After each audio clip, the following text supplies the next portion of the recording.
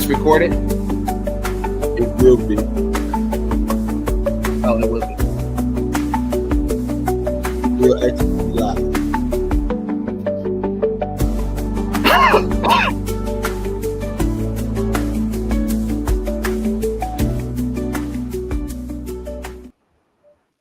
Hey, what's up, everybody, and welcome this evening to In the Spotlight with Whisky Blu, and we have a very special guest with us on tonight by the name of Pastor Delonte Hicks. And so how you doing, Pastor? I'm good, sir. I'm good, Blue. Thank you. Thank you for having me. I'm all the way over here in the eastern side of the states. So thank you, sir. Appreciate it. Okay. So now I do know that the church, which is Peter's United Methodist Church, am I right? Yes, sir. Yes, sir. Peter's United. It's in Dunkirk, Maryland. Correct. It's in Dunkirk, Maryland, and Dunkirk is located in Calvert County. So those that are in Maryland or those that know of Calvert or basically the state of Maryland, if you know where Chesapeake Beach is, like Rod and Reel and Traders and all of that, that I am like 10 minutes from the beach. Okay. All right. Sounds good. So now one of the questions I was going to ask you right off the top and is how do you spell your name? I sometimes see it spelled with the E at the end and other times the A. So when I created my Facebook page, I was working, and this lady I was working with, she created it, and so she spelled my name Delonte. Okay. So technically, my name is spelled the way I have it, Delonta. That is the correct spelling of my name. Okay. But since she created the Facebook years ago, I just left it alone and just kept running with it. Okay, sounds great. So now you are a pastor. Yes, sir. But you're bivocational. Yeah. Tell us about that. So, work in the government, and I went through training, went through classes within United Methodist Church, and got some certifications. And I just went to my district superintendent and was like, "Hey, now that I have this certification, what's next? Like, what do I do? How can I be used? Like, what's next?" And so after that, we talked. I started leading different ministries, and she was like, "Well, do you want to pastor a church?" And I'm looking like, no, I work a full-time job. I'm not pastoring, none of that. And so I talked to my girlfriend at the time. Girlfriend at that time, now wife, was like, "Hey, I just got a call to pastor a church." And she was like, "Are you ready?" I'm like, "I don't know. Like, I don't know if I'm ready for all of this." So after prayer, and I was like, "All right, well, this is what I wanted to do. I had that calling." And so after years of running, let me go ahead and answer this call. And so we have been pastoring First Lady since 2016. Since 2016. 2016. Wow. And so you are married. Yes. And how long have you been married? I have been married for 8 years, and I have known my wife for 25 years. Okay. Wow. I have a show coming up next week about long-term relationships. I probably might have you on there as well. But that's just something else to think about. I just thought about it. Yes, but looking here, Pastor Delonte J. Hicks. What does the J stand for? Jamar. Jamar. Okay. And a life of faith and service. Talk to us about that. So growing up in my home church, Shiloh Community United Methodist Church. So I'm a church boy. I'm not a PK, but I'm just a church boy. So I've sung with the youth choir, ushered maybe once or twice. Ushering was not my thing because I couldn't stand. I didn't want to stand as long as usher stood. I didn't want to greet everybody coming to church. I just wanted to sing, get a word, and go home. And so I started singing in the youth choir. Then I started directing the youth choir. And then my grandmother was singing in the senior choir. And so she got of age and was like, I'm tired. I need somebody to carry on the name. So can you start singing with the senior choir? I'm like, Grandma, no, I'm not going to sing with the old folks. That's your choir. So when she sat down, I stood up, and that's how it all started. But if my mom would tell you, there was one of my cousins when I was about 7 or 8, she prophesied and said that I would become a pastor. And so they used to tell me this story all the time, all the time. I was like, no, pastor is not me. Just like we do, we run, we play hide and seek with the Lord and do all of that. And so after singing and directing and attending classes, and here I am. Okay. And we met in a very, very unique way. We did. We did. We And did. if we don't tell everyone, they wouldn't even know by looking No, at us. no. But I will say that you were very, very encouraging and inspirational for me, because you have already been on this process and journey longer than I have. And I'm so grateful that you reached out to me, and I have been to some of your services online and Oh, good. everything like that. Good. When you preaching, so I know that you are a preacher's preacher. Thank you. So what is the vision that God has given you, and where do you see yourself going in ministry and with the church and so forth and so on?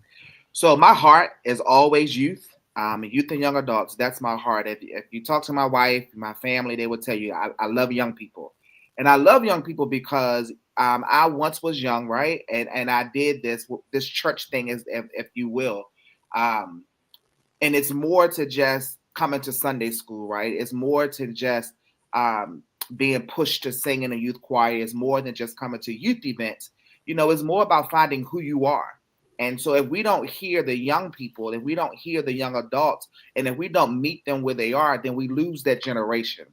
And so in times like these, like if you look over in other churches or even in the world per se, we have lost that generation already. And so we are playing now. The church now is playing catch up and trying to clean up and try to fix up, but we're playing tug of war with the world. And so if we can get the young folk at a young age and feed them, not always physical food, right? But if we can feed them and come when they come into the doors, give them what they want, so they won't have to go out into the world to get it. Then we have that, we can lay that foundation, right? We can plant that seed. And so my heart is young people. My vision is to encourage, to nurture the young folk, to bring them into the house, and then make disciples of them so they can go out to reach one, teach one as they get older, or even in their family. So that's my heart. That's my vision. And that's where I want the church to go. I want the church to be what we say, have a door that swings on welcome hinges, right? That's what I want the church to do and want the church to become. But if we get out of that mindset of trying to do church like great grandma did church, we'll never reach the less, the least, nor the lost. Right. I get that for sure. So Yeah. now I'm looking here, and on your bio from your church page and everything like that, and it was saying that you spent years running from the calling. What was it that caused you to spend those years running and to not necessarily embrace it right up front? I Oh, understand, but I'm asking you. you're fine. As everybody, right? Friends, you hang with the wrong crowd, and when you hang with the wrong crowd, everything that looks good, smell good, tastes good ain't always good for you. And Right. so running with them, running with the high school, all of that, I enjoyed life, and then I Okay. was like, hey, this is too much, too much, too much. I remember going out one evening or one weekend, and the youth choir had to sing, and I was like, all right, I'm gonna be back home Sunday morning, so I can direct the youth choir. Well, life hit. I couldn't make the youth choir, and I just remember getting a message from my mom and saying that if you're gonna hang out, if you're gonna hang out with your friends, give up the youth choir. Don't direct them. You can't be distant. I was like, you're absolutely right. You're absolutely right. And so that was just like a wake up call. Like I couldn't have my cake and ice cream and all of that at the same time. And so the Lord was pulling and tugging, and so I was like, okay, let me stop playing tug of war and just answer the call. Okay. That's what's up. Um, I don't know if you want to share how we met. I don't want to share it myself. It's totally up to you if you want to share the experience at all. Sure. So it took me a while to even accept the fact, but you and I met. I remember like a couple of like 6 months ago, seven Right. months. About that, yes. And so we are. Well, I'm just gonna talk about me because I want to say we, but we met in a peritoneal dialysis group on Facebook.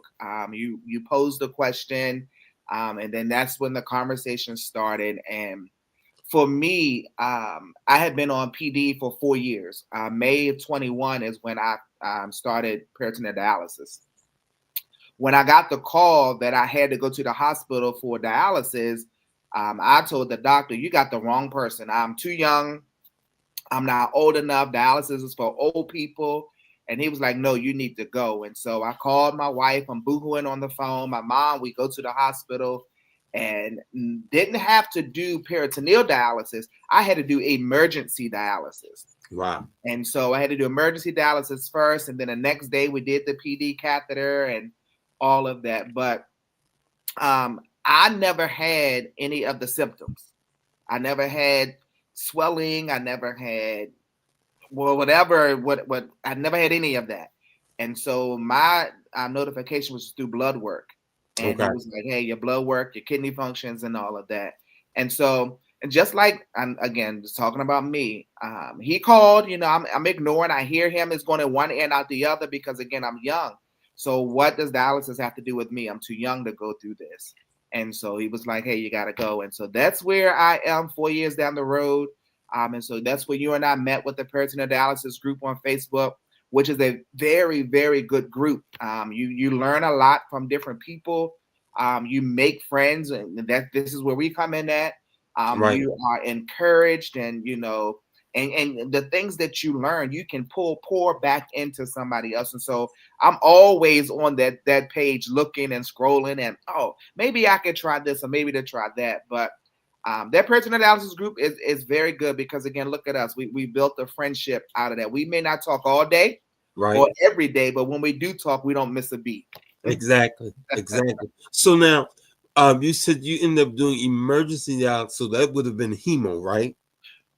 It's hemo, but I had a port in the chest. Right. Yep. And so for people that and for you all that are watching, I'm on peritoneal dialysis as well, and peritoneal dialysis is different from hemodialysis. Correct. I've probably been on peritoneal for about 3 to 6 months Right. or Right. somewhere in that area, and that's how I met Pastor Delonte in that particular group, and he had been on it ahead of me.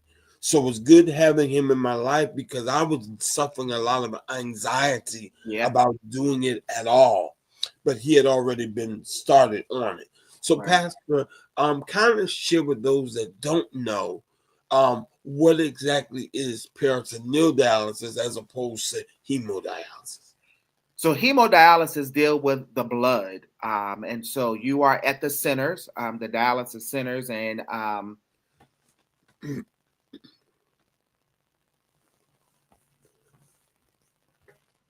it's the port. I'm sorry, my wife is listening too. So Okay, it's the port that you are that they have to do with the needles. So it's blood, needles, and the port.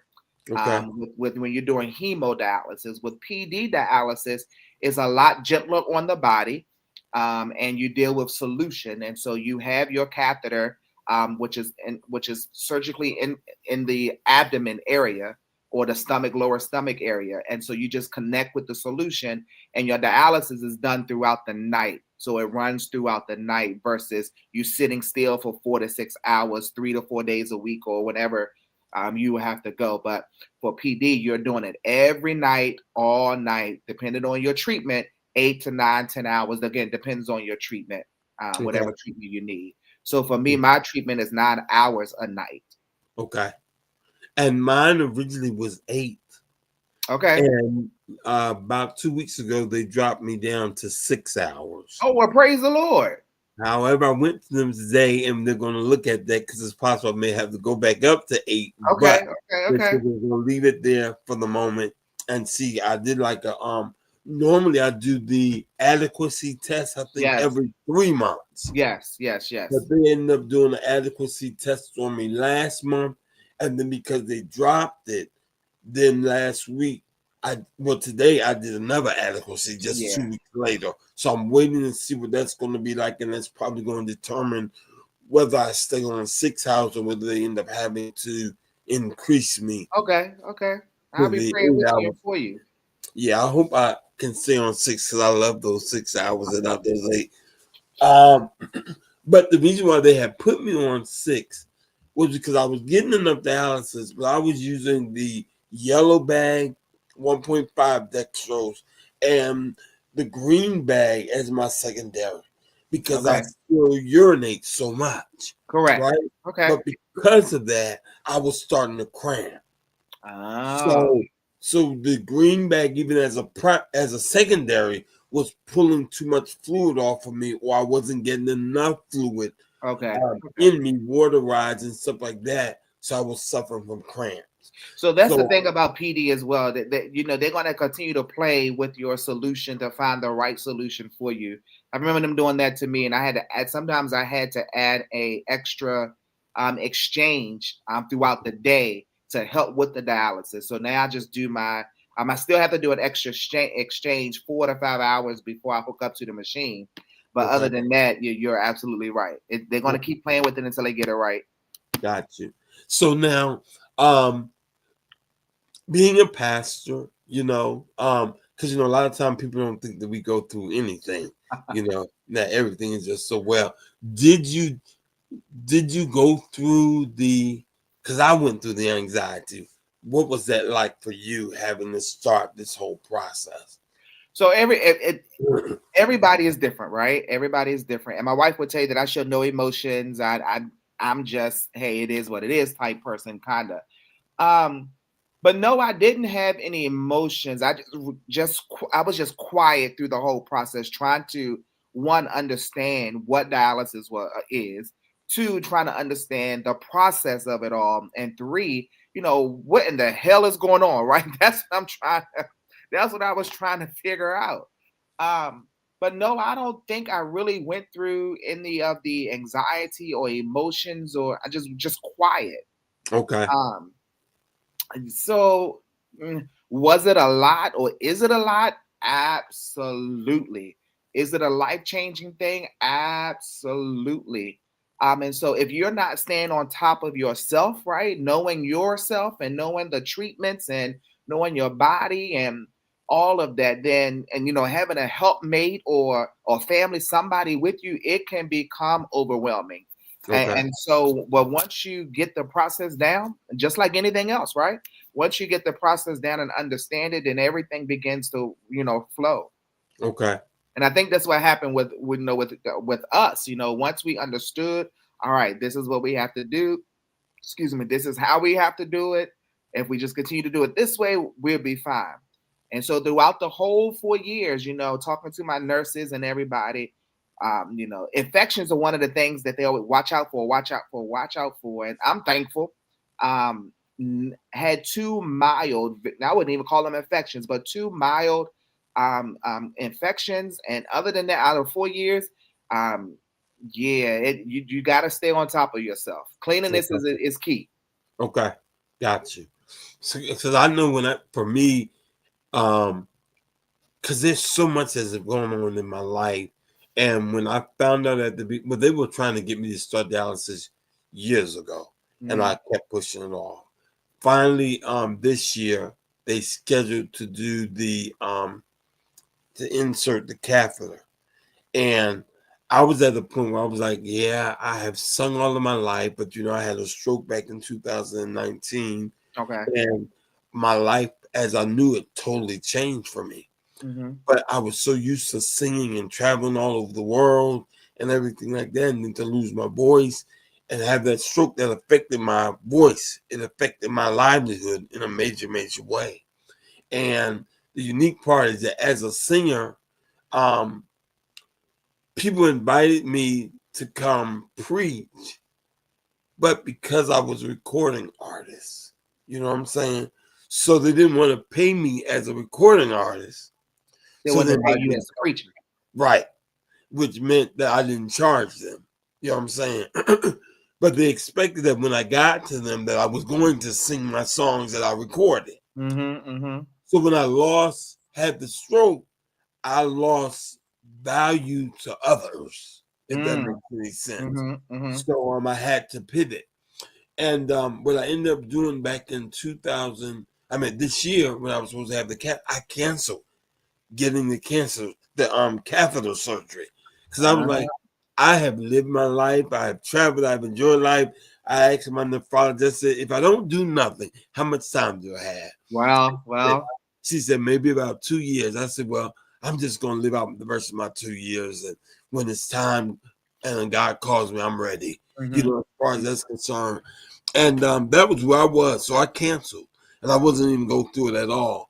Something happened in the middle of that process. Well. And I ended up rescheduling again to get catheter done and started. And I'm now doing it. And it's going well for me as far as it's concerned. So, but a part of that was because of having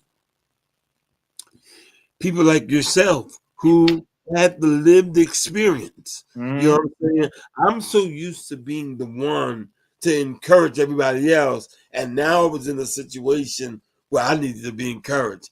And people like yourself and some other people from the group and everything were very encouraging. I have one sister who have walked with me through the whole process. Okay.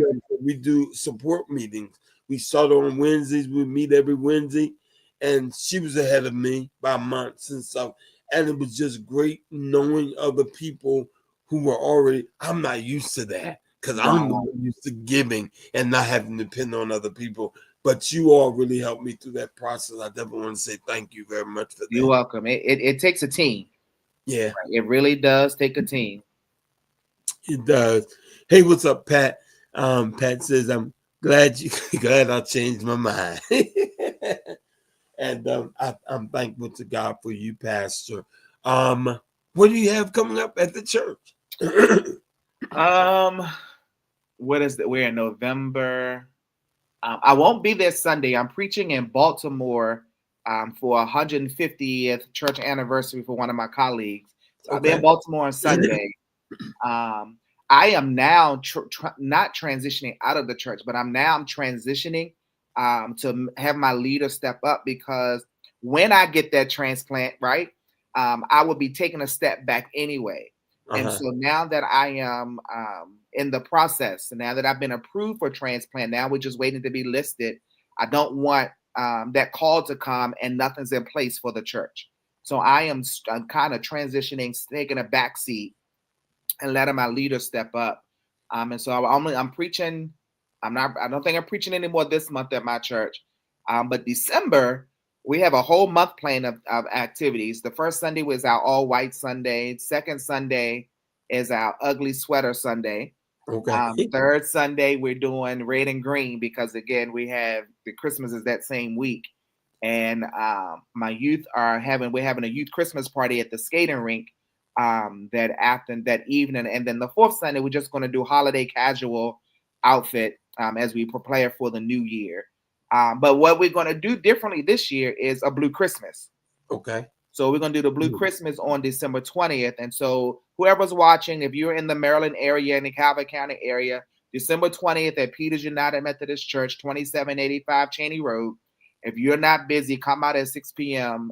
To fellowship with us, celebrate the holiday season with us as we honor those and on our Blue Christmas worship service. So may I ask you this? I've never heard of a Blue Christmas service. Tell us, what is a Blue Christmas You've service? never heard of a Blue Christmas? No. So I've heard of it plenty of times. So this is the first time I'm actually doing it. I've been pastoring for just about 10 years. So first time doing it. So it's like a memorial service to honor those that have gone on before, and also to be with those who find the holiday season, especially Christmas, right, trying hard, depressing and all of that. So it's just to kind of bring everybody together, to have again, a memorial type service, to be with them, to love on them, to let them know that, hey, we've been where you are, but there's a God. Okay. And if we're doing it on December 20th, he's coming on December 25th. So if you can Okay. just hold on for 5 days, he will show up. And so that's what we want to do. We just want to love on the community, and again, love on family and friends who find the holiday season rough. And so we have ornaments that we're gonna, if you want to decorate an ornament or put a message on an ornament and hang it on our tree in honor of your loved one or of somebody that you know. We're going to do that as well on that same day. Okay. So now also let's go back to a little piece about the kidney, because you're in the process where you're about to be listed. Correct. To get an actual kidney transplant. Correct. Tell us about that, like that whole process. I'm familiar with it because I just went to an evaluation. Oh, okay. I'm not eligible because I got to lose 50 pounds to become eligible. Yeah. Then I have to go through all the other stuff, but because of my weight, and I am losing weight. Good. But I need to lose they rescheduled my reevaluation for next year in September. And but they said if I lose 40 pounds and keep it off for 30 days, I can call them and they'll do the reevaluation early. So they do all of the other tests because of my weight. Yeah. However, they told me I could get on other lists in other places because another city may be willing to do even at my weight. That is correct. But they're not. So talk to us about that process for someone that may be dealing with chronic kidney disease or end-stage renal disease, and stuff like that, and have to maybe looking for, or the doctors are even speaking to them about starting dialysis or something like that, and they may be going through anxiety like what I went through. What can you tell them to encourage them that life doesn't have to be over? Sure. Give me hold on 1 second. I'm trying to send this to somebody. They're trying to access the chat as well. Let me see. Okay. All right, let's see if that works. So the process. So before I even got to this process, you are right. You are absolutely right. Weight is one of the requirements, like the key requirement that they want you to do. So they wanted my BMI, right, to be under 40 to be accepted. And you're right. Other hospitals or other cities will accept. It just depends on where you go and what they recommend. But this particular, they wanted it under 40%, under 40 BMI, under 40. And so I was at like 44, and I stayed at 44, 43, 42, 44. I kept fluctuating back and forth over the past 4 years. And so once I made up my mind at the beginning of this year, but like, look, I'm going to do it. I'm going to do what I got to do. So I signed up for the gym. So I've been at the gym, got a personal trainer, worked it out, started juicing, changed up eating habits, been biking. So I did a whole lot of self-care in the beginning of this year and to get to where I am. And so once I got my BMI down to 40, I sent pictures. I was calling, hey, look, I weighed myself. I'm at the BMI. I need to come in. I need to make an appointment. So we did that.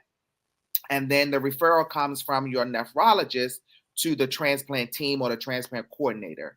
And so once they get that, then they will call you in for the evaluation. And so the evaluation, they do their own blood work. The transplant team do their own EKGs, and a whole list of things: EKGs, the echo, whole X-rays. Like they did ultrasounds. All of this comes from the transplant team, and so it takes a while because there's so many tests, so much blood work that you have to do, and have to be, and you can't gain weight, you can't lose weight. You can continue to lose weight, but you can't gain weight. You got to make sure you do all of this. And so today, we were back and forth, and today was my last test, which was a stress test. And so once they get all of that, then they would make the determination to be listed And so you're right. So once you get on the list, you stay on, and if you gain weight, you can come off the list, right? You just have to continue to lose the weight to get more. And then if the more weight you lose, the more options you have and more places you can go for the surgery, for the transplant. So Okay. one hospital may say, "Look, I'll take them at 40 BMI." Another hospital may say, "Well, I take them at 35." So there's two hospitals I can go to if I get a BMI at 35. So you just gotta, that's another numbers game that you have to, or that you can play. But Okay. one thing you have to do is you have to make up in your mind that it's going to be for you, Okay. right? Everybody can tell you, "Oh, it's easy to do this." Everybody can tell you, all you have to do is that. No, and until you make up in your mind that you are ready for the next, then you won't be able to do it. But when you Right. make up in your mind that you are ready, then you do what you have to do to get it done. Right. It's unique to me how I have spoken with people who are on hemo, and I have spoken with people on PD. And then there are people I've spoken to that's on hemo that really have so much negative to say about hemo. But then I've talked with people who have done peritoneal and then have to take hemo now, and they prefer hemo over peritoneal. So, like you said, it really depends on the person. It Everyone's not the does. It same. does. Like, again, I don't do needles and I don't do blood. So, and my brother had a kidney transplant a couple of years ago as well, and so he went through PD as well. So I saw that. I knew how it worked. He lived life, loved life. He traveled with it. So I was like, all right, if I ever have to do this, this is what I would do. And here I am now. I'm like, oh, Okay. I guess I have to do it. So now, have you actually traveled and taken your equipment with you? Absolutely. Okay. I Listen. have I have not done that yet. Talk to us about that. Absolutely. The only downfall to it is it's a lot. Okay. It is a lot. Like I have traveled nearby, and I take the machine, I take the solutions. Anything like less than like maybe 5 hours as further as I've gone traveling with the solution. But I have flown to Texas, and I have had my supplies shipped down at the hotel waiting for me when I got there. I just recently went to Dallas, Texas for the Commanders and Dallas Cowboy game in October. Okay. So that no problem, no problem. It's again, you have to stay on top of it. So if you know you're traveling, let me call the hotel, let me call Baxter, whoever your supplier is, and get them to ship it down there. You take your machine, and then you're good to go. Okay. So that was a good question right there. Do you use Baxter or Liberty Cycler? Baxter. You use Baxter. Well, Baxter, it's called Vantiv now. I think it's called Vantiv. Uh-huh. Yeah, I use the Liberty Cycler now. Okay, okay, When I originally got the catheter put in, they put the Baxter, I guess, catheter, okay, whatever the extension is, but then they changed it. So I'm actually using the Liberty myself. okay, okay. Yeah, but it's going well. It's going well. So we got the preacher on right now. Give us a word, a pop word, as we get ready to come to a close, just to encourage somebody, that may be watching in this time of uncertainty that we're living in. Listen, You know what I'm saying? I saw listen. something on your page that said furlough but favored. Come on, Doc. That's it. That's So it. take That's that and run it. with it tonight for That us. is it. And so I just got the message that the House voted to pass the bill. So now we're waiting on him to sign it all. And so throughout these 43 days, it's really has been a time of trust, right? Time of in faith, because again, 40 days and you're not knowing where your meal is coming from, where the check is coming from, or any of that. And so my word tonight is again furlough to favor, but for all of us that are listening and going through this and these crazy times is faith, right? It's you have got to know where your help comes from and where your faith lies.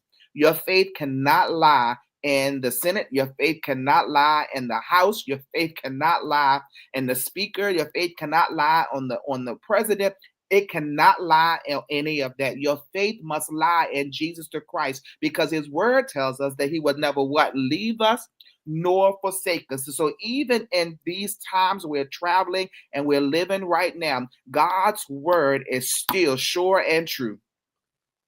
And so again, you have got to have your faith rooted in him. And the song I love is on Christ, right? The solid rock we shall stand. Why? Because Yeah. all the ground is sinking sand. All other ground is your job. All other ground is your family, your friends. All of that is sinking sand. But when I learned to stand on the promises of Christ, my King, hallelujah. When I learned to stand on that, I know that even after this storm passed, I'm going to be all right in the midst of the storm. So that's Amen. my word. Keep the faith. Hallelujah. Hallelujah. Thank you so very much for that. I want to say this before we go. I have not met Lady Hicks, but you and Lady Hicks are a power couple. Well, I appreciate it. Yeah, Thank you. it is so unique to what how you all go ride and bike together and Yeah, everything like that. yeah, Man, it's just so unique to watch you all. You know what I'm saying, and to see your journey. You know, and y'all pictures and everything like that. Y'all are appreciate it. Thank you. Thank you. just. Is she a preacher as well? No, but let me tell you. So on the third Sunday of December, and those that are watching, because that's my altered service, it's my youth Sunday, and I'm not going to preach because preachers, we tend to be long, and we have to get out of our church a little earlier than normal. And so I have asked her to give a short word on Okay. the third Sunday in December. So those that are watching here, join us the third Sunday of December, because First Lady Hicks will be bringing a little sermonette. I may have to help her, but she's bringing us a little sermonette. So this will be your time to hear if she's a preacher or not. But she'll tell you quick, that's not my calling. And I Okay. always tell her that as long as we are children of God, we are all preachers. That's right. That's right. She will do well. We'll be praying for her, and Yes, yes, she we'll be will. looking out and joining you all as well virtually on that particular Sunday. Is there anything else that you want to share that you haven't talked about that's pressing on your heart, or that you want? Because you're in the spotlight. We've talked about so much. Thank you for joining us and being in the spotlight on tonight. But is there something that we have not covered that you want to talk about? Um, I think we covered it. We covered a lot. The Okay. main thing I really wanted to highlight was our friendship, right, and how we met. Because we don't really find genuine people these days. Everybody wants something from somebody, and so I'm thankful to God that when you knocked, I answered, and so I'm grateful that I didn't have a hardened heart, nor did you have a hardened heart. Like the door was open for us, and it was predestined by God to allow us to share the bond, to share something we are both going through. And so we feed off of each other and we piggyback off of each other. And again, like I said earlier, we may not talk every day or all day, but when we do talk, it's always, hey, bro. It's not, hey, Blue, or hey, Hicks. It's, hey, bro. And, Right. and so to find genuine people, to find a genuine brother like that, that's not in Maryland, it's truly a blessing to have someone in your corner, and again to have a cheerleader to cheer you on both sides of the fence. And so tell everybody, where are you from? Huh? Where are you from? I am actually from um born and raised in Paterson, New Jersey. Okay. I pastored in New York and Jersey City Okay. for many, many years. I'm in Champaign. What's unique to me is that I lived in Baltimore, Maryland from 2013 until 2024. So you just moved. Right. And that's a long story all in itself. You know what I'm saying? And we'll talk more about that. But I literally went through a midlife crisis. You know what I'm saying? because I gave up my apartment in Baltimore to take care of my brother who's a caregiver. Okay. Okay. I meant to be my brother's caregiver in Sumter, South Carolina. Long story short, families can be family. Yeah. And my brother didn't have a will in place. And even though I gave up my apartment, my other siblings had their own places. They wanted to come into his house. My brother over me wanted to come into his house. They didn't want to work with me at that point. So when probate, I became homeless. My Lord. My Lord. You know what I'm saying? And I ended up leaving because I had a niece and her children moved into my brother's house the week after he passed away, and my brother moved into his house with his girlfriend. It was just a toxic situation, and I had to leave. Right. You know what I'm saying? And my car broke down, and I became homeless for the first time in my life. My Lord. So I'm starting all over. I'm in Champaign, but we met, but I was spent so much time in Maryland. You know what I'm saying? But Wow. we're meeting. But I will tell you this: it was the most horrific experience for me because I went through periods. Remember, I wanted to just die. I wanted to kill myself and everything because I thought that when you obedient to God, you know what I'm saying, that things were going to get better. You know what I'm saying? In my being obedient to God, and ended up not being nowhere like what I thought. And so I went through a whole lot with that whole process. But you know what? Once you come through the eye of the storm, then you're able to see things a lot clearer. Yeah. And I realize now that they may have meant some things for evil, but God is working things together for the good. Sir. Yes, So sir. I'm starting all over in a place where I know nobody. You know what I'm saying? And I had a buddy who told me I could move up with him to Kankakee. And then that was toxic. Within a week of me being there, and God told me I had to get out of there. But I'm glad I listened to God again because he died in June. And if I didn't listen to God when I listened to God, I would have just been becoming homeless in June again.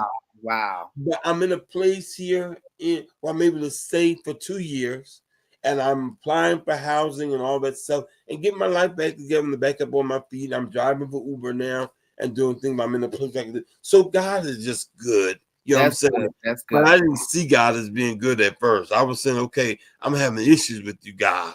But just like you said, sometimes we got to go through something, right, in order to find out who God really is, right? And so we miss the blessing because we think we can handle it on our own. Uh-huh. But until we go through something, we'll never know how powerful He is. Right. And now that I've gone through it, I'm a witness that, because here's the funny thing. I was working on starting a program for people who were homeless, and then I became homeless. But see, now because you became homeless, now if you were to start that program now, you'd be able to tell somebody what homeless is like. Right. And I always used to tell people, I can't tell you, I can never tell a drunk what a drunk is like because I've never been a drunk. Right. Right. But you'll be able to testify and to tell somebody about the experience, right, of being homeless. And you can tell them how you made it to where you are today. Yeah. And that should be able to plant some seed into somebody that may need it.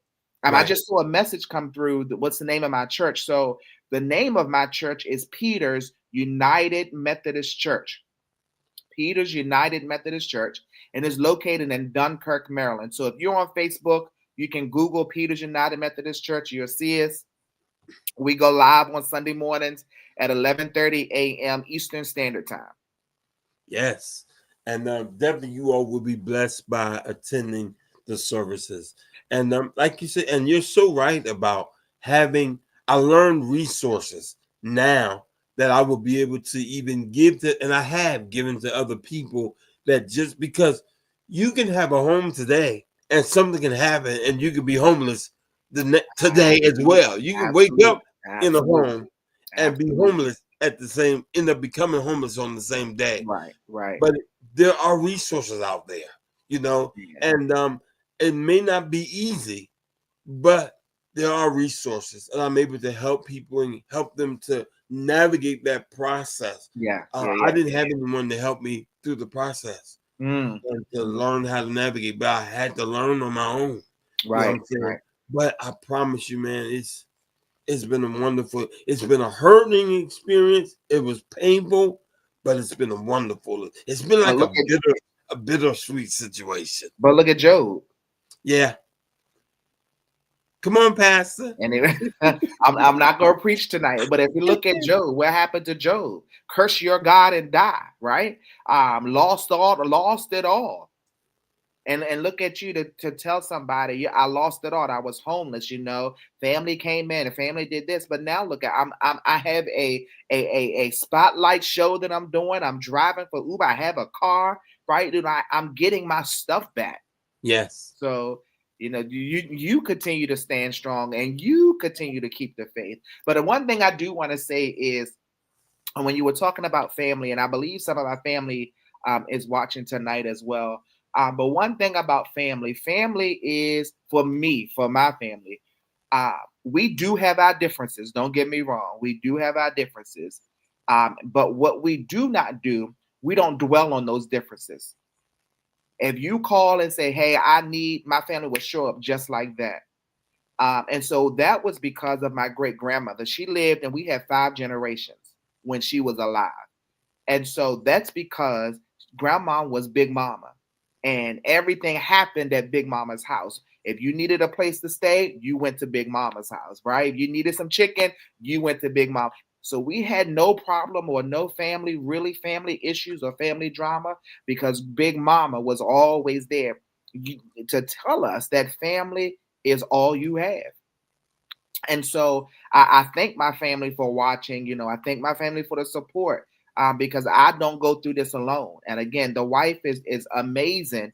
Again, she goes through this with me. The mom goes through this with me. Everybody goes through the journey with me. And so I don't take it lightly, nor do I take it for granted because when my brother was going through it, we went through it with him because it was a Okay. family thing, right? And so now he's encouraging me, hey, come on, you got to do this. Don't eat the cake. If you're gonna eat the cake, eat half of the cake. That's his encouragement now. Or get in the gym. Do 5 more minutes. So that's his encouragement. And so for those that are listening who's going through anything, right? Medical, financial, spiritual, emotional, whatever it is, the key is you have to allow yourself to go through. Yeah. If you don't allow yourself to go through it, you will get caught up in the I shoulda, coulda, wouldas, and then you will be lost in the mess. And so, but if you financial issues, allow yourself to go through the financial issues. All right, slowly. I'm going to get back up on my feet. If you keep struggling and worrying, then you always will be there. No, Right. I'm going to get through emotionally. Let me get up out of. Let me get myself together. Spiritually. Okay, God, where is it and what is it that you want me to do or where you do want me to go? I hear you talking, but I don't see anything moving. So what do I have to do? Let me sit still a little bit longer while I'm praying just to hear your voice. Physically, what am I going through? Let me get up and get off the couch. Or let me put the grabber down and get up and get the remote control, right? So you gotta allow yourself to go through the process. Don't get stuck and don't stop in the middle of it. Allow yourself to go through. And Right. again, my final word, Blue, keep the faith. Got it. You all heard it here tonight. We're so grateful for Pastor Delonte Hicks coming on and being with us on tonight on In the Spotlight. And this, you all know, I used to do In the Spotlight before. This is the second coming, you know, of In the Spotlight, and he is our first guest on tonight. Oh, And we have enjoyed this conversation, this time of fellowship and everything on tonight.